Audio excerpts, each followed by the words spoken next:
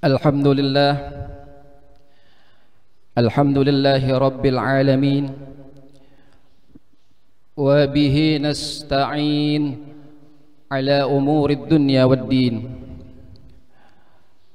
Ashhadu an la ilaha illallahul qawiyyul matin, wa ashhadu anna sayyidana Muhammadan abduhu wa rasuluhul amin.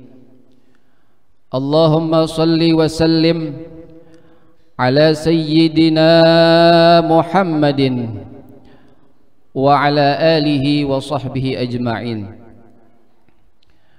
Amma ba'du, fa ya ibadallah, usikum wa iyaya bitaqwallah wa ta'atihi la'allakum turhamun min yawmina hadha ila yawmiddin. Qala Allahu ta'ala wa huwa asdaqul qailin, ya ayyuhalladzina amanu taqullaha haqqa tuqatih wa la tamutunna illa wa antum muslimun. Sadaqallahul azim wa ballagha rasuluhun nabiyyul habibul karim, wa nahnu ala dhalika minasy syahidin wasyakirin walhamdulillahi rabbil alamin. Puji syukur kehadirat Allah Subhanahu wa ta'ala yang senantiasa memberikan berbagai macam nikmat, karunia, anugerah kepada kita yang tak henti-hentinya, yang kesemuanya itu patut dan wajib kita syukuri dengan cara kita selalu menjunjung tinggi perintahnya dan menjauhi segala larangannya. Yang mudah-mudahan semua nikmat anugerah pemberian yang diberikan kepada kita dapat gunakan dengan semaksimal mungkin dalam rangka mencari bekal kita nanti di akhirat dan dalam rangka mencari ridho Allah Subhanahu wa ta'ala. Amin ya rabbal alamin. Salawat dan salam tak lupa kita haturkan kehadirat junjungan kita Nabi besar Muhammad sallallahu alaihi wa alihi wasallam.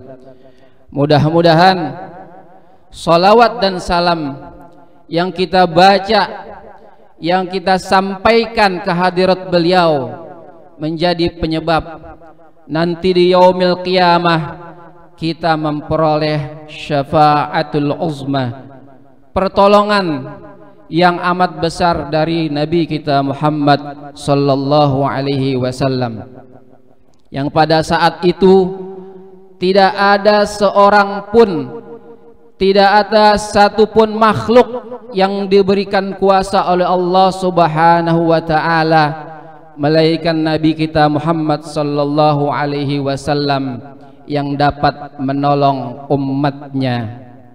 Untuk itu marilah kita perbanyak salawat dan salam kepada beliau, yang mudah-mudahan salawat dan salam yang kita haturkan kehadirat beliau menjadi penyebab kita diakui oleh beliau sebagai umatnya.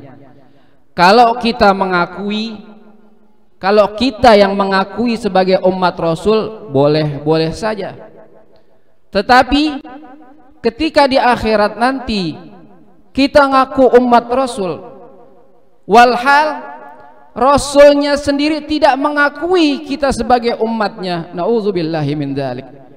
Oleh karena itu, mari dari sekarang kita niatkan, kita azamkan diri kita untuk selalu taat kepada Allah, taat kepada Rasulullah, selalu menjunjung tinggi perintah-perintah dan larangan-larangan yang berasal dari Allah dan Rasulnya.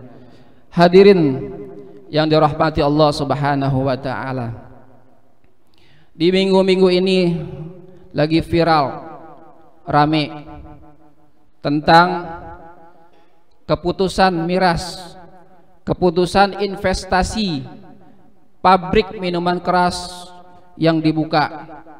Tapi alhamdulillah, menurut informasi berita, katanya izinnya sudah tidak dibolehkan oleh pemimpin negara kita. Alhamdulillah. Tapi kali ini di khutbah yang singkat ini saya ingin memberikan sekedar informasi tentang mengapa yang namanya khamr, miras, minuman keras itu diharamkan di dalam agama. Allah Subhanahu wa ta'ala, kalau Allah Subhanahu wa ta'ala yang sudah menentukan, berarti dalilnya dalil qat'i. Arti dalil qat'i, dalil yang tidak bisa diganggu gugat. Kalau dibilang halal, halal. Kalau dibilang haram, haram. Itu dalil qat'i, nggak bisa dikutak-atik. Ya, karena ini dalil asli dari Allah Subhanahu wa ta'ala, sebagaimana termaktub di dalam Al-Quran. Ya ayyuhalladzina amanu, wahai orang yang beriman, innamal khamru, sesungguhnya segala jenis apapun yang dapat memabukkan, entah itu dari yang cair, yang padat, yang serbuk, apapun, segala macam yang dapat memabukkan. Wal maisir, segala bentuk perjudian. Wal ansob, binatang ternak yang dikurbankan untuk persembahan berhala. Wal azlam, mengundi nasib dulu dengan anak panah. Rijsun min amali syaitan, perbuatan setan. Fajtanibuhu, jauhin. Itu semuanya perbuatan setan. Allah perintahkan jauhkan. Jangan sampai punya anggapan, ada anggapan kalau begitu yang dilarang oleh Allah Subhanahu wa ta'ala cuman ngejauhin, tapi kalau diperbuat boleh.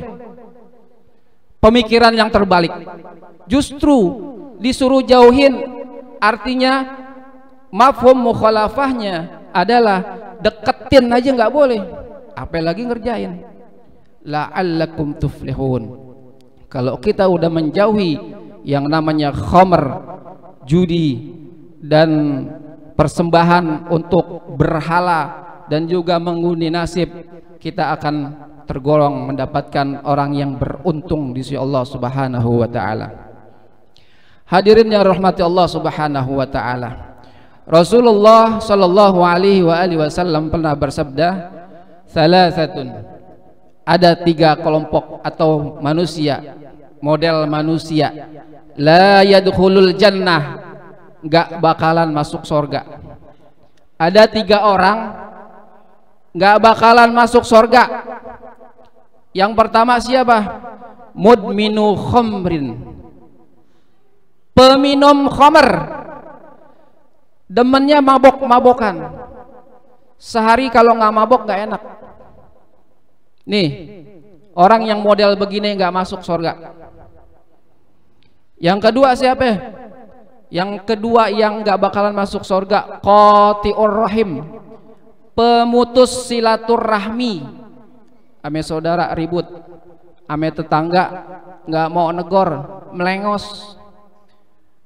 Dulu Nabi gara-gara melengos doang turun ayat, gara-gara melengos doang. Itu juga yang dipelengosin, yang dicemburutin orang buta. Orang buta mana tahu dia melengos, dia cemburut, mana tahu orang buta. Waktu itu Nabi lagi ngadepin pembesar kafir, orang kafir pembesar. Nabi ngarepin nih kalau pemimpin yang kafir masuk Islam, mau ikut agama Nabi, ini bakalan enak nih. Pemimpinnya Islam, pasti rakyatnya juga Islam, anak buahnya Islam. Nabi lagi ngobrol, lagi ngelobi bahasa kita. Ya, tiba-tiba datang sahabat Nabi yang namanya Ummi Maktum, Abdullah bin Ummi Maktum, orang buta. Datang manggil-manggil Nabi. Ini Abdullah bin Ummi Maktum orangnya dekil, kumel, bau. Kalau kita lihat sekarang kayak gembel gitu. Orang nggak mau deketin dia, kenapa? Bau, dekil, kumal, buta lagi. Datang manggil-manggil Nabi, ya Rasulullah, datang. Kata Nabi, ya dia datang kemari lagi, nggak jadi deh nih gitu. Ya, Nabi melengos, Nabi cemberut, gitu. Gara-gara Nabi melengos, Nabi cemberut, turun tuh ayat abasa wa tawalla an ja'ahul a'ma. Nabi cemberut, Nabi melengos ketika ada orang buta yang datang. Turun ayat. Tuh, dulu zaman Nabi, apapun kejadian yang dirasakan oleh Nabi, yang dialami oleh Nabi, turun ayat. Ya. Jadi itu ada 3 orang yang nggak masuk surga. Yang pertama, orang yang sering, yang senangnya minum khamr atau hal-hal yang memabukkan apapun jenisnya. Yang kedua, orang yang senang mutusin silaturahmi. Dan yang ketiga adalah wa musaddiqus saharati, orang yang ngebenerin apa yang dikata tukang sihir, apa yang dikata sekarang peramal-peramal nih. Oh bener kata ente. Orang yang begitu tuh ya, ngebenerin kayaknya pas, padahal setan yang ngasih tahu, yang ngasih unjuk. Iblis bermain di situ ya, iblis semua bermain di situ. Nah, ketiga golongan macam orang inilah yang tidak akan masuk ke dalam surganya Allah Subhanahu wa taala. Hadirin rahimakumullah. Kaitannya dengan khamr, minuman atau segala hal yang dapat memabukkan, kata Nabi, ma askara kathiruhu faqaliluhu haram, atau kama qala Rasulullah sallallahu alaihi wasallam. Kata Nabi, yang banyaknya bikin mabok, banyak kalau diminum banyak atau dikonsumsi banyak bikin mabok. Faqaliluhu haram, sedikit juga biar kata nggak ngebabokin haram tetap. Kullu khamrin haram, semua jenis hal-hal, segala sesuatu yang dapat memabukkan, yang dapat menghilangkan akal sehat kita, haram di dalam agama. Quran udah jelas, dalilnya qat'i, ditambah lagi keterangan dari Rasulullah sallallahu alaihi wasallam gitu. Mau kita yang pakai yang mana lagi? Ya, dalil yang mana lagi? Udah yang berdalil Allah langsung yang nentuin, Rasulullah yang menjelaskan dengan detail gitu. Untuk itu dari hari ini, mulai saat ini, bagi mungkin ada tetangga, kalangan saudara atau keluarga kita yang masih senangnya minum khamr, ya, nauzubillahi min dzalik, kita doain itu. Jangan cuman dibilangin, jangan cuman dikasih tahu, dibilangin, dinasehatin, didoain juga. Doa nih yang penting, ya. Da'watul akhi li akhihi bi zuhril ghaibi mustajabah. Doa seseorang kepada saudaranya sesama muslim, dia nggak tahu kita doain nih. Tuh orang mabuk melulu saban hari, pagi-pagi udah beler, pagi-pagi udah seloyongan, pagi buta udah seloyongan. Kita doain, dibilangin udah nggak kena, susah dibilangin, mau andi ribut, dia berantem sama kita, akhirnya sebel sama kita doain deh. Kalau ada hal-hal yang nggak baik yang dialami tetangga kita, keluarga kita terutama, ya doain. Doa yang paling kuat, la yarudul qada illa doa, nggak ada yang bisa menolak ketentuan Allah kecuali doa. Doa udah bismillah, ya, mudah-mudahan disampaikan oleh Allah Subhanahu wa taala. Satu lagi terakhir, saya mau kasih tahu, nanti peminum khamr, ya, peminum khamr kalau dia sedang minum otomatis imannya dia copot. Orang Islam, orang beriman, ketika ia melakukan dosa, melakukan maksiat, ketika itu imannya copot. Iman nggak mau ada di badan kita ketika kita lagi berdosa, ketika kita lagi maksiat kepada Allah Subhanahu wa taala. Lagi mabuk nggak sadar, mabuk kan lama juga sadarnya, iman kita hilang. Pas ketika iman kita nggak ada di badan kita, kita meninggal dunia, naudzubillahi min dzalik, yakhrujuna minad dunya bighairi iman. keluar dari dunia ini meninggal nggak bawa iman. Banyak saudara kita, tetangga kita yang mati lagi mabuk nyungsep mati. Nauzubillahi min dzalik. Ya, nanti orang peminum khamar ini masuk neraka. Ya, nanti masuk neraka. Minumannya apa? Minumannya diambil dari Nahrul Ghutah. Minumannya dari Nahrul Ghutah. Di neraka nanti ada tuh namanya sungai, namanya Sungai Ghutah. Ini sungai isinya darah dan nanah yang mendidih, panas. Neraka. Nabi pernah tanya ketika Nabi Isra Mi'raj, wahai Jibril, itu orang minumin air yang dari sungai isinya darah dan nanah, itu asalnya dari mana? Itu darah dan nanah hingga membentuk sungai itu asalnya dari kemaluan para pezina waktu hidup di dunia. Nauzubillah. Tuh, darah nanah yang keluar dari kemaluan para pezina nanti bakalan jadi minumannya pemabuk-pemabuk yang meninggal dunia. Nauzubillah, sebelum sempat taubat.